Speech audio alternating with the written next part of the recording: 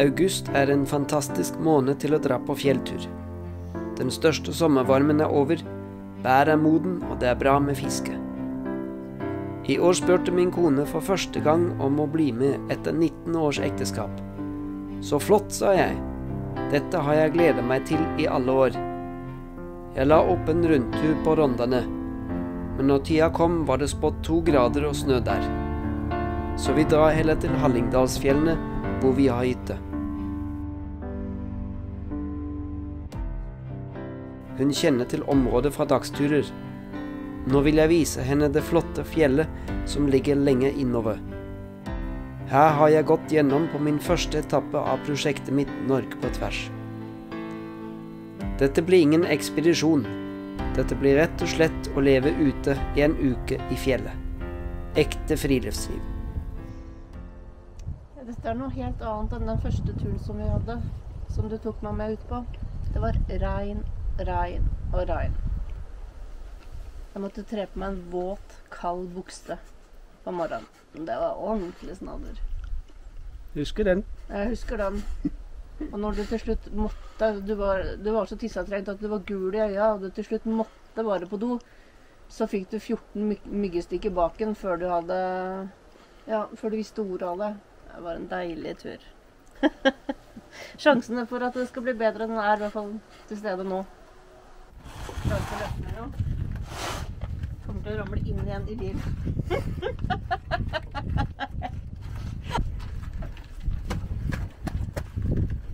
Ja da. Så blir det min.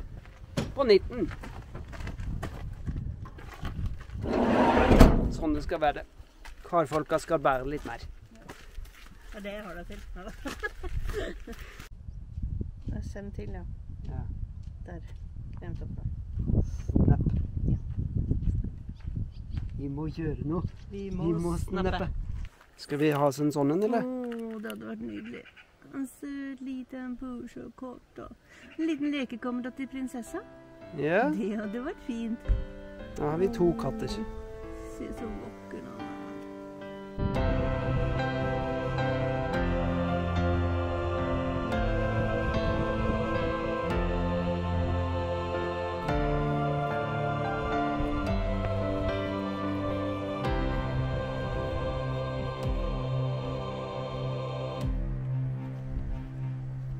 Er det ikke fantastisk? Her har vi hytte. Helt utrolig nydelig. Perfekt. Alt du ser her er vårt. Vi er heldige, vi. Ja, vi. Ser du det hvite i bakgrunnen der? Fjellet? Eller? Det hvite fjellet. Ja. Hardangerjøkulen. Ja. Derfra til hytta var en etappe. Ja. Og jeg gikk Norge på tvers. Nå skal du få lov til å gå sammen med meg en uke. Ja. Ja. Det har jeg gledet meg til. Ja. Vi får se hvordan det blir. Er det en geit? Jeg vet ikke. Jeg vet ikke hva det er for noe. Jeg vet ikke hva det er for noe. Han står litt. Jo, nei, det må da være en geit. Eller? Han har jo noen merker på seg, så han er jo fra Langedrag. Ja.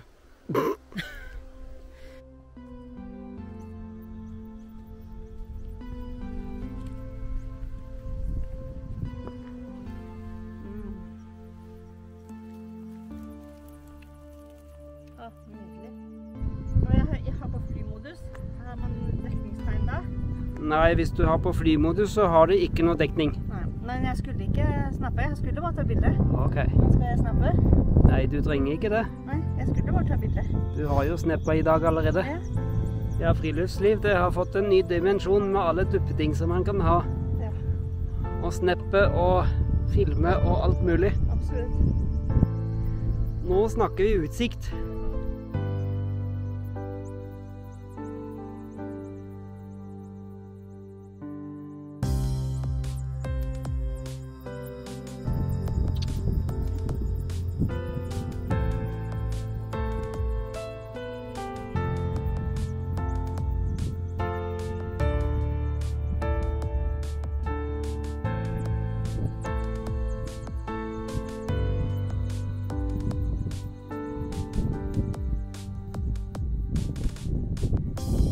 ligger Rudolf. Ja, her ligger Rudolf. Stakkar.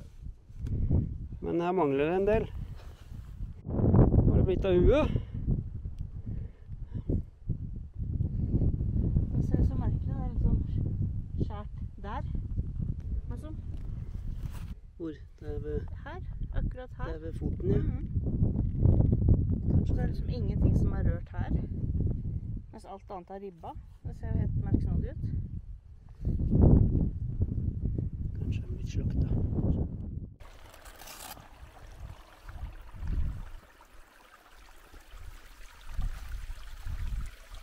Middagen vår.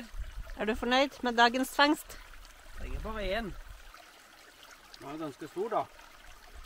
Ja, var fin den. Stor nok til å ha passe i panna, da. Ja. Æsj. Stor, svære rognklyser. Fysj. Fysj? Nei, det skal jeg ikke si. Unnskyld. Det er mat, det også. Ja, unnskyld. Jeg mente det ikke. Det så ordentlig deilig ut. Kanskje vi skal ta det til forrett? Du kan vær så god få lov til å spise sånn. Så godt. Det er deilig. Smaker eggemat. Ja. Det var et nydelig fjellområde.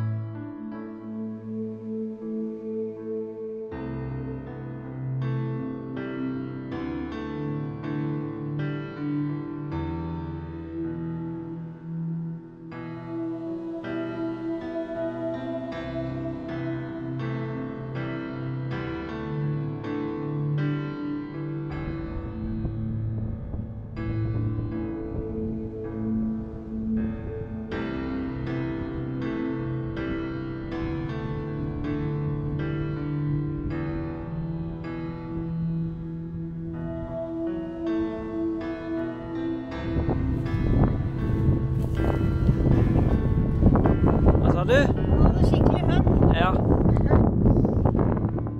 Jeg er ikke så majestetisk og fin som elgen, men reinsdyr, de er stilig på sin måte. Ja.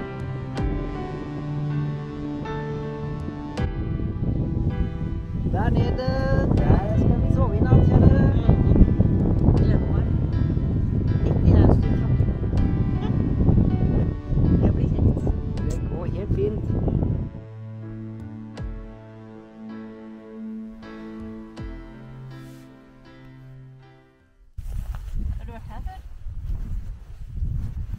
Har ikke teltet her før, nei. Men du har vært her, men du har vært her i området før, så du visste om den teltplassen? Jeg har jo vært og fisket bortover her, da. Så jeg har gått over her, men aldri teltet. Og en gang må det være første. Ja, kjære, i dag hadde vi kanskje greid oss med mat fra fjellet. Ja, det tror jeg faktisk vi uten kunne ha gjort. medbrakt. Ja. Vakker fjellmat. Det tror jeg faktisk vi hadde gjort. Camp Culinaris, ja. Ja, der var vi i sommer. Ja, der var vi i sommer. De skulle kommet hit, dem. Ja, en litt annen standard. Lage fjellmat. Det er nok en litt annen standard på det maten som blir laget på Camp Culinaris og Camp Gotman.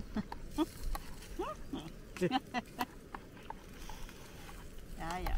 Samme det vel. Men med utmerkede ferske råvarer. Ja. Bra. Har du vasket opp ordentlig du da, så det går an å drikke te av den der? Ja. Koppen min, den er helt ren. Ja, den var det. Ja. Du er så flink, så. Men Denne steikepanna, den er ikke helt ren. Det så jeg. Men fettet, det kan man bruke om igjen. Ja, ikke. Vi satser på gjenbruk når vi er på tur. Ja. Ja. Jeg bruker til og med fettet om.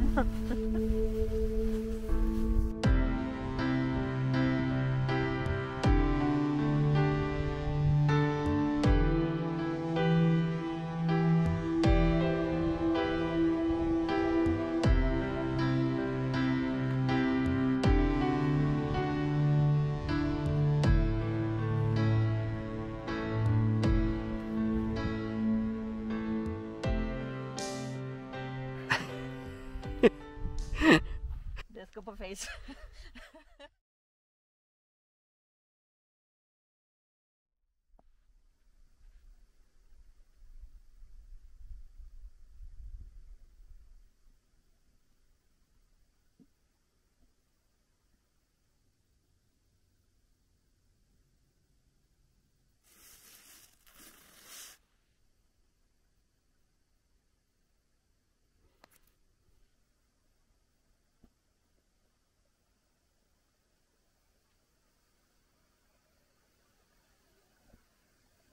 Hvilken fantastisk morgen. Sol fra skyfri himmel. Reinsdyra går på andre siden av vannet.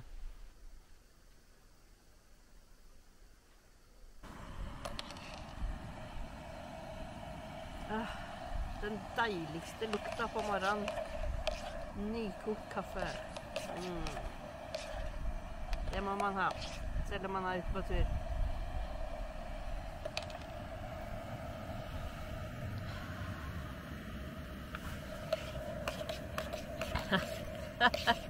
Ikke det samme, greit. Det gir ikke samme effekten. Og jeg som har tenkt på deg, kjære. Nå godt attåt til kaffen. God start på dagen. Og her har vi kaffeidyllen. Og her har vi frokostrotet ellers. Frokoststupp. En frokoststupp. Jeg spiser og sover. Må vi ha et lite ord for dagen, siden vi er i fjellene. Ja. Jeg løfter mine øyne opp til fjellene. Hvor skal min hjelp komme fra? Min hjelp kommer fra Herren, himmelens og jordens skaper.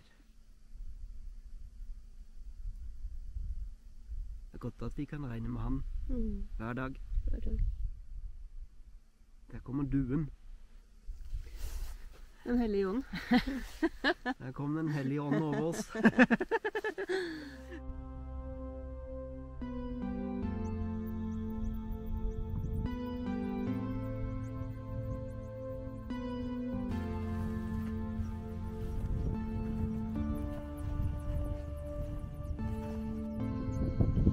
Stilig. Ja. Nei da. Nei. De kommer bare mot oss. Jeg tror de skråner over, så går de over toppen der.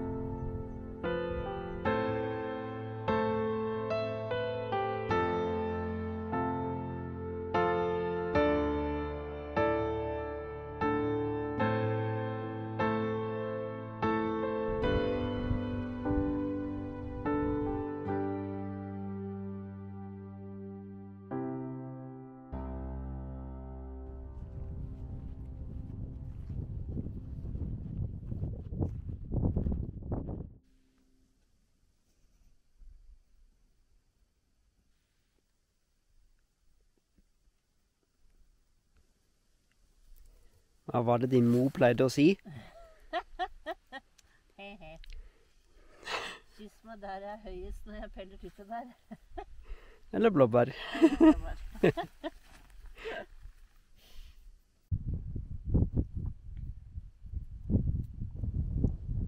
August er en fantastisk tid i fjellet.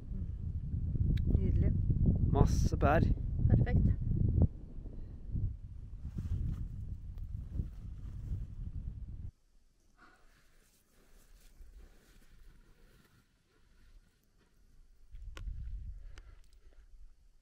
Har en snill kone som plukker måte til meg.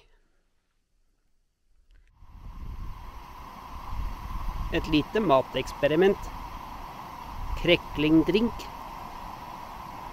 Hva tror du om det? Kreklingtoddy. Vet jeg ikke. Så prøve. Var det godt med sjoko? Det er det som minst. Tubrød med sjokosmak. Med sjokobiter. Perfekt til meg. Du vet hva kona di liker, du. Ja, jeg vet hva du liker. Skal det være en hyggelig tur for deg også, da? Skal det. Ja. Hvis jeg skal være med på en sånn tur til en gang, da skal jeg faktisk investere i en ordentlig kikkert. Og ta med meg. Ja, for det er litt langt unna. De reinsdyra på toppen av fjellet der. Det hadde vært gøy med kikkert da. Ja da. Jeg lurer på hvorfor de går på toppene. Liker å gå på toppturer sånn som deg. Skal ha utsikt dem.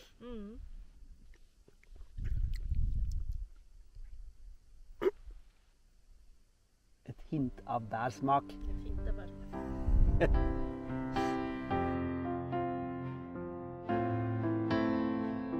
Har jeg et horn i siden til deg? Jeg håper ikke det. Den var skikkelig god.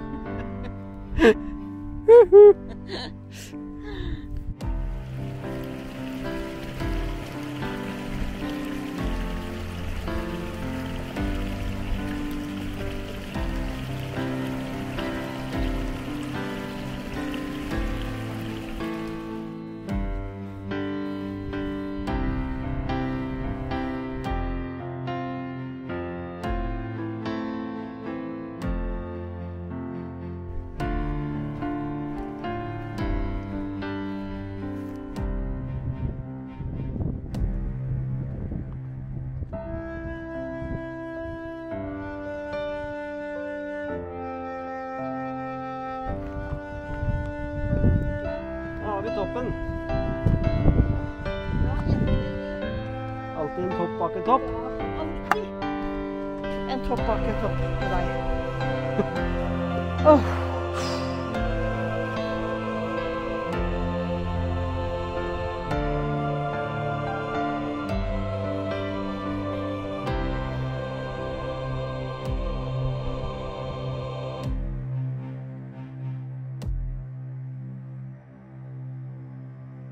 Kan jeg bare dele ett bilde på Snap om gangen?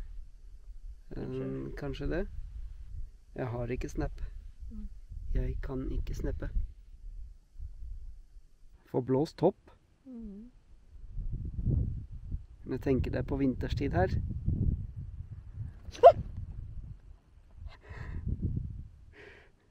Den kom kjapt rundt hjørnet. Den gjorde det.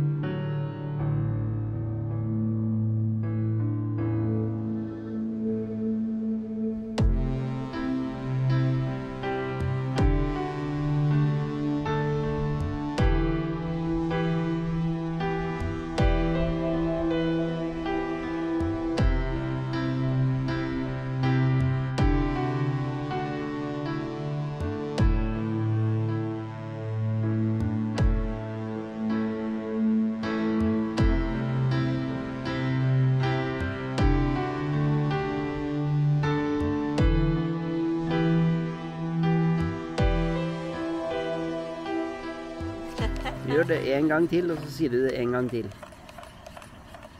Du må liksom begynne å filme litt før at jeg skal si ting etterpå. Det blir så unaturlig. Skjønner du? Ja, Det er du som er så treig. Du skal gjøre så mye. Ja, du skal koke og bake. Du hadde bare 2 knekkebrød, og så hadde du te og kaffe. Ja.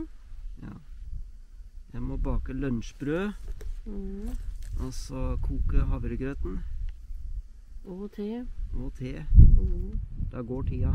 Skjønner du? Der kommer duen. Den hellige ånd. Der kom den hellige ånd over oss. Eller noen sak. Ja, det var en kråke.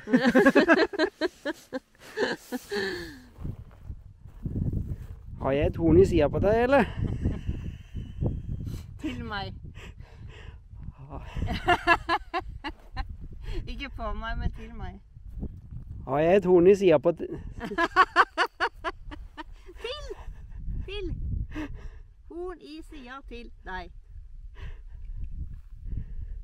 Hvorfor kan ikke dere ha det litt enklere, den norsken? Ja, det var vel enkelt det. På eller til det samme her, vel? Har jeg et horn i siden til deg? Jeg håper ikke det. Den var skikkelig god.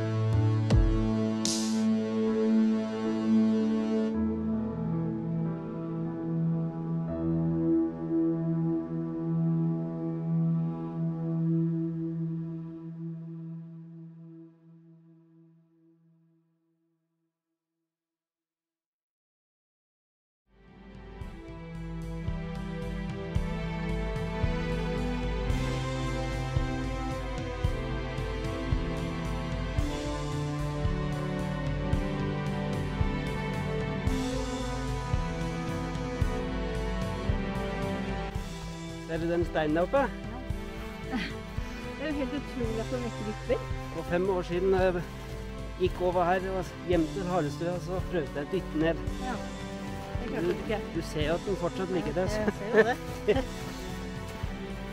Det fikk du ikke helt til. Skal du prøve å hjelpe meg? Den gjør det. Får vi det til sammen? Litt girl power. Ja, det hadde vært innmari gøy hvis vi hadde fått den til å rulle ned i Reinsjøen. Det hadde blitt bulve og brak. Har vi kanskje kommet på nyhetene. Hjelp meg da.